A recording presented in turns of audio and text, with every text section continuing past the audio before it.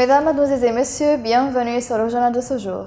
Le conseiller des médias du chancelier Aguila Salah a déclaré cette réunion de Genève qui se tiendra en octobre prochain la sélection d'un nouveau conseil présidentiel composé d'un président et de deux députés, d'un premier ministre et de députés représentant les trois régions, discutera des pistes économiques, militaires et sécuritaires.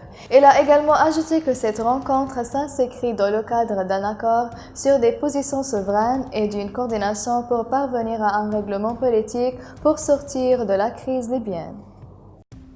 Dimanche, le Premier ministre libyen M. Abdallah Thani a tenu une réunion élargie avec les chefs du conseil locaux de Benghazi pour discuter des affaires de leur quartier en présence des ministres du gouvernement local, président du conseil municipal de la municipalité de Benghazi et directeur de l'administration de projets municipaux, où la réunion a discuté des fonctionnements des conditions de vie dans ces zones et des principaux goulots d'étranglement auxquels ils sont confrontés.